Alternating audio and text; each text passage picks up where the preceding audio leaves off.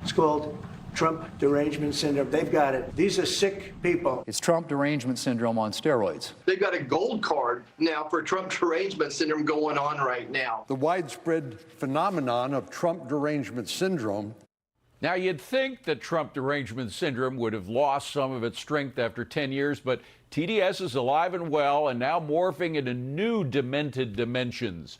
So the Evening Edit has decided to keep track of how far those infected are willing to go in reversing their previous opinions just to oppose President Donald Trump. For example, Democrats claim to be concerned about domestic terror under Biden, but not so much when candidate Trump missed 2 assassination attempts, or after Charlie Kirk was assassinated, or as armed protesters attacked law enforcement, or Tesla dealerships were firebombed. Watch.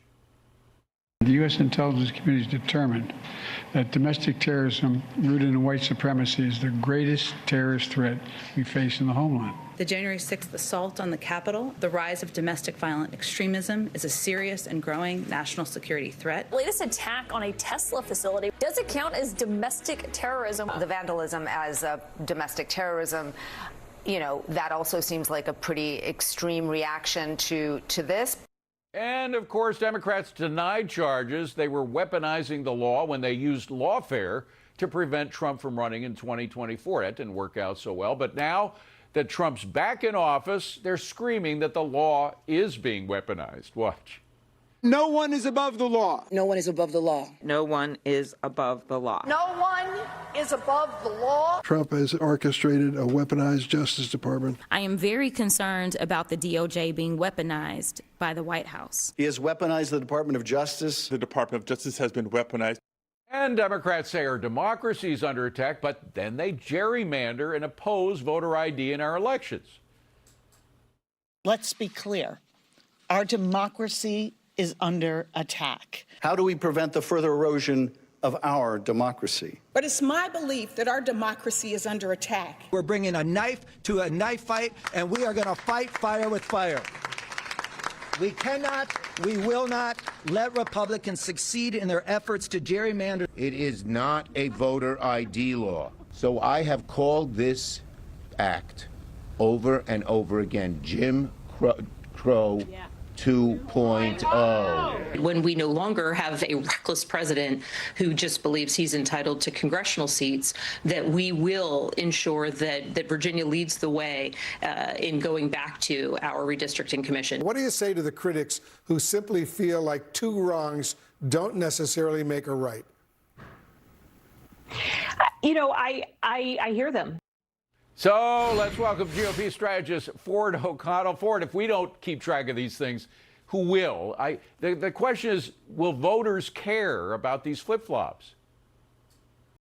No, I don't know that voters will care because we're talking about a 2026 midterm election. But I think what voters are going to see over and over if they do their homework is that the Democrats really only have 3 plays. Hate Trump, and then hate Israel and Jews. That's basically their entire 2026 midterm playbook. And I mean, at some point, voters have to say to themselves, look, Trump derangement syndrome may be what it is, but you're actually trying to turn America, Democrats, into a banana republic due to your hatred of one man. But, you know, it is happening on people's streets, right? On voters' streets. They're defending illegal rapists and murderers roaming about on the streets of sanctuary cities while claiming the real enemy is ICE. I don't think voters are going to buy that.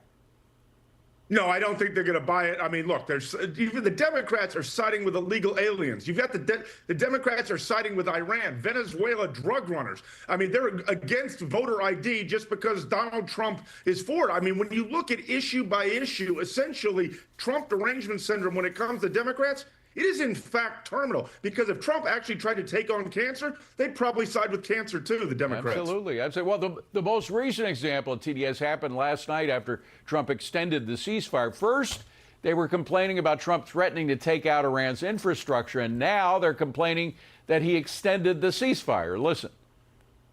President Trump described that action as a, quote, total violation of our ceasefire, and reiterated his threat to knock out, quote, every single power plant and bridge in Iran. potential war crimes, targeting civilian sites. Trump is once again making his civilization-ending threat. No one violates Trump-issued deadlines more than Donald Trump. No one ignores those deadlines more than Donald Trump. The bombing that President Trump promised held back. We talk about TACO, Trump always chickens out. Then we got a new acronym, TACO, Trump always chickens out. I got to throw one other in there. After years of calling Trump a Nazi, Elizabeth Warren is now campaigning for a Democrat senatorial candidate in Maine who's got a real Nazi tattoo and has approved of Hamas terrorists killing Jews, and she calls this guy my kind of guy. I'll give you the last word. Go ahead.